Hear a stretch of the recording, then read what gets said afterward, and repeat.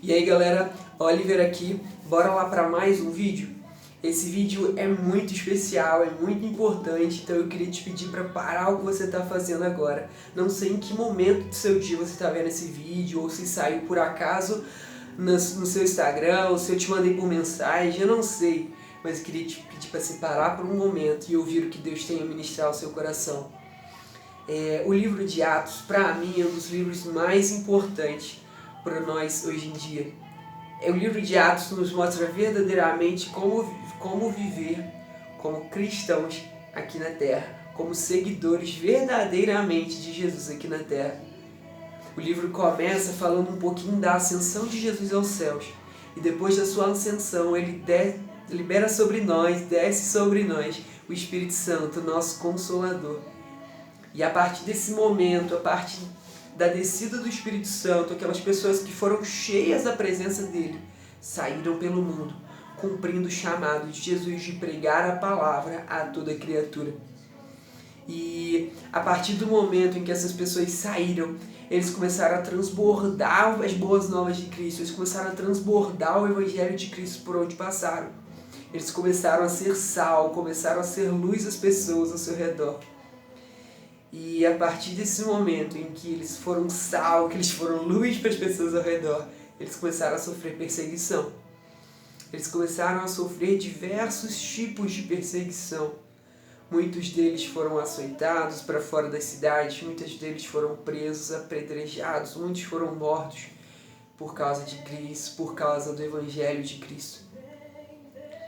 E eu acho que um versículo que resume bem como os discípulos de Jesus, como os seguidores de Jesus naquela época lidavam com isso, está lá no capítulo 5 do livro de Atos, que diz o seguinte: os apóstolos saíram do Sinédrio, alegres por terem sido considerados dignos de serem humilhados por causa do nome. Todos os dias no templo, de casa em casa, não deixavam de ensinar e proclamar que Jesus é o Senhor.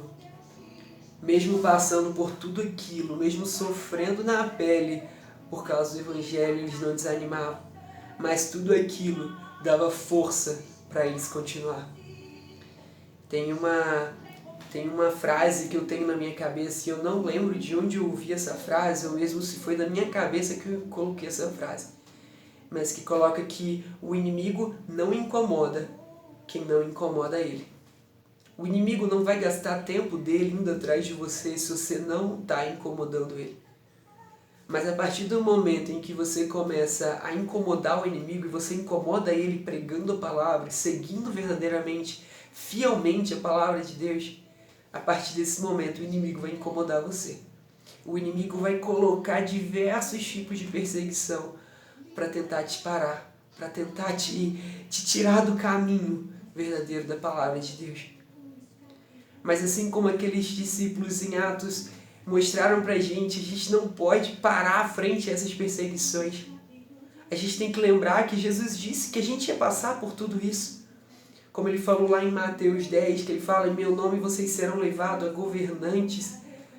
Como ele fala em João 16, que no mundo tereis aflições. Ou como coloca em 1 João, que diz que o mundo jaz no maligno. Não se preocupe achando que Deus te esqueceu porque você foi perseguido. Mas se Ele está permitindo isso, é porque Ele está com você e porque você está fazendo certo. A palavra de Deus diz lá em 2 Timóteo, que fala que todos aqueles que vivem piedosamente para Jesus Cristo serão perseguidos. Então, vamos ser perseguidos a partir do momento em que seguimos a palavra de Deus. Porque o inimigo não vai ficar feliz com a gente. Mas mesmo sendo perseguidos, devemos seguir o exemplo dos apóstolos, de nos alegrarmos com isso. Porque sabemos que as boas novas valem a perseguição. Porque sabemos que saquear o inferno vale a perseguição. Porque sabemos o propósito pelo qual vivemos. Aqueles discípulos permitiam a perseguição e se alegravam com a perseguição, porque eles sabiam qual era a palavra que eles estavam pregando, qual era a palavra que eles estavam ministrando.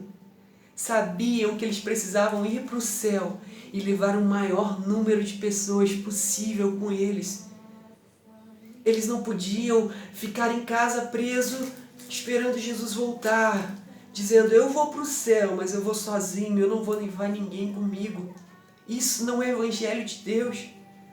A partir do momento em que somos cheios com a graça de Deus, em que somos preenchidos com o Teu Espírito Santo, como aqueles homens e mulheres de Deus foram, nós não podemos nos calar, mas nós cumprimos a palavra que está em Marcos 16, que diz que nós devemos ir por todo mundo, pregar a palavra a toda criatura.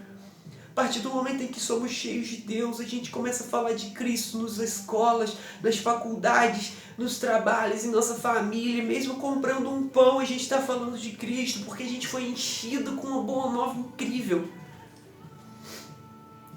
Será que você não precisa ser renovado por essa boa nova para entender essa palavra? Será que você não precisa ser verdadeiramente convertido ao Evangelho?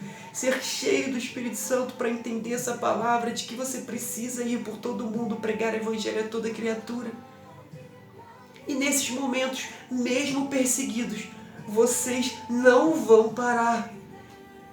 Porque sabemos que somos perseguidos, mas nunca, nunca, nunca Deus nos abandona. Se somos perseguidos é porque estamos vivendo para Cristo. Se somos perseguidos é porque estamos incomodando ao inimigo. Isso é motivo de alegria para nós. Alegria de crer que estamos incomodando o inferno, de que estamos saqueando, tirando vidas que iriam para o inferno, jogando para o céu. Em nome de Jesus. Hoje, no Brasil, nós vivemos em um país laico. Então nós não entendemos, nós não conseguimos viver na pele tudo aquilo que os discípulos passaram. Mas hoje há países que passam por isso, como a Coreia do Norte e como atualmente agora que está muito em vogue na mídia, o Afeganistão. Depois da entrada, a volta do regime do Talibã, eles estão pegando, prendendo os cristãos, prendendo os pastores, fechando as igrejas. Eles estão matando pessoas. Mas eu tenho certeza que aquelas pessoas não estão se arrependendo de, no seu leito de morte, declararem que Jesus Cristo é o único caminho, a verdade e a vida. Eles sabem pelo que estão vivendo e eles sabem ainda mais pelo que estão morrendo. Eles sabem que o futuro deles não é aqui na terra, eles sabem que a graça que é encontrada, a vida eterna que nos espera no céu é muito maior do que qualquer perseguição que eles podem passar aqui na terra. Será que a gente não precisa olhar para essas pessoas, olhar para o exemplo dessas pessoas e nos envergonharmos das vidas que estamos vivendo aqui? Como hoje a gente pode viver muito, muito, muito de Deus, pregar muito a palavra de Deus aqui no Brasil sem ser perseguido, sem ter risco de morte, né? E a gente muitas vezes fica calado. No Brasil você pode ser perseguido, mas serão apenas com palavras. Podem caçoar de você, mas nunca teremos a morte como fim aqui no Brasil.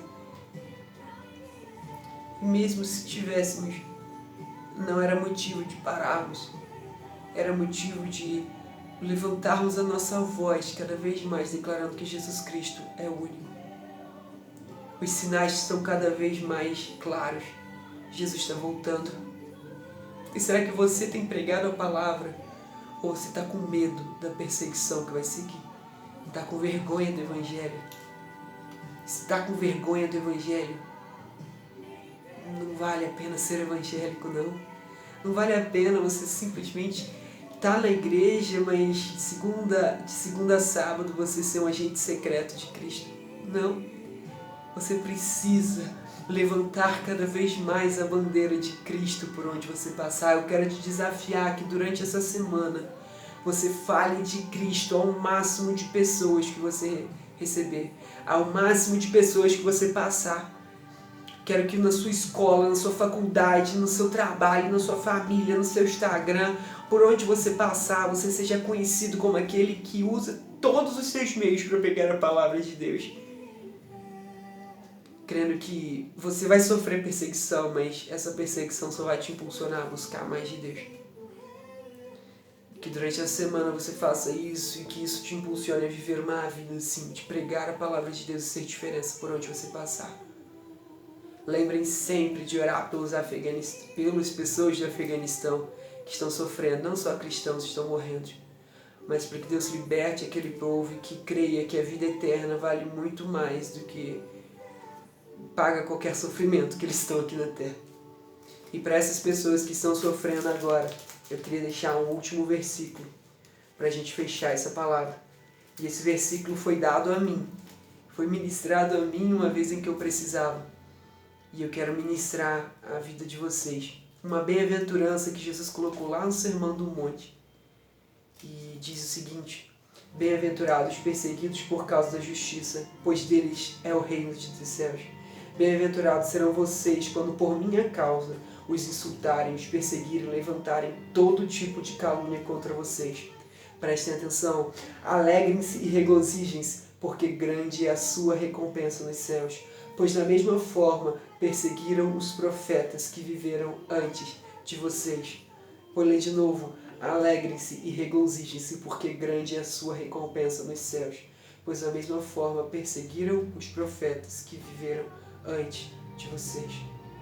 Alegrem-se, porque grande é a recompensa nos céus.